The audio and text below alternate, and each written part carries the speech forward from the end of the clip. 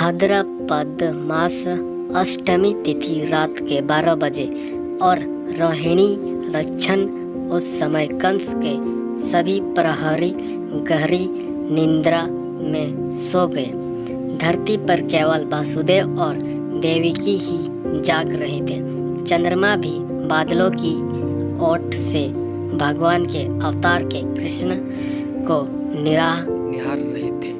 देवकी के 8वें प्रसव का वक्त जैसे जैसे करीब आ रहा था, कंस की जेल में नियुक्त प्रहरी की ही नहीं, आसपास के वातावरण में भी मलिकता कम होने लगी थी। उधर देवकी तो पहले से ही काफी सुंदर थी, लेकिन इस ग्रंथ के आखिर में उनका रूप इस कदर निखर गया था कि उनके चेहरे से नजर नहीं हटती। श्रीमद् भागवत में देवकी के इस रूप का विस्तार से वर्णन किया गया है। आखिर वह दिव्य समय आ ही गया। भाद्रपद मास अष्टमी तिथि रात के 12 बजे और रोहिणी लक्षण उस समय कंस के सभी प्रहरी गहरी निद्रा में सो गए। धरती पर केवल वासुदेव और देवकी ही जाग रहे थे। चंद्रमा भी बादलों की ओट से भगवान के अवतार के कृष्ण को निहार रहे थे। वही देवगण आसमान में फूल बरसाने लगे।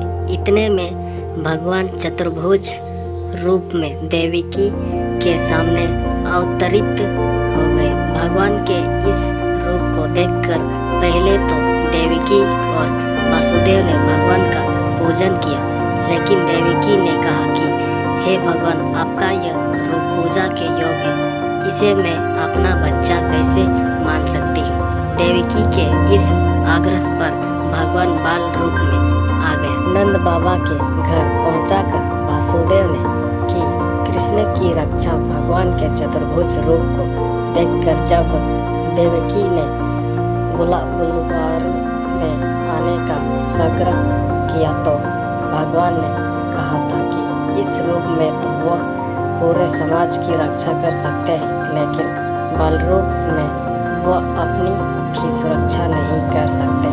यह सुनकर देवकी वासुदेव चिंता में पड़ गए, लेकिन भगवान ने उन्हें बताया कि वो चाहे तो उन्हें तत्काल गोकुल में नंद बाबा के घर पहुंचा सकते थे।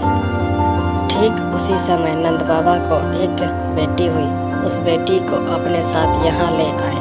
भगवान की ही प्रेरणा से वासुदेव ने भगवान को गोकुल पहुंचा दिया और वहाँ से यशोदा की बेटी को अपने साथ ले आए। वो जैसे ही इस बेटी को लेकर कारागार में पहुँचे, सब कुछ सामान्य हो गया। कारागार में पहुँचे, सब कुछ सामान्य हो गया। देविका वासुदेव को बेड़ियाँ लग गई, प्रहरी जाग गए। इतने में बच्ची ने रोना भी शुरू कर दिया। उसका रोना सुनकर प्रहरियों ने कंस को सूचना दी। कंस भी इसी पल का इंतजार कर रहा था। वो दौड़े दौड़े आया और देवकी के हाथ से बच्ची को छीनकर पत्थर पर पटक दिया, लेकिन वो बच्ची उसके हाथ से निकलकर यह कहते हुए अर्धध्यान हो गई कि देवकी का 8वां पुत्र कहीं और जन्म ले चुका है।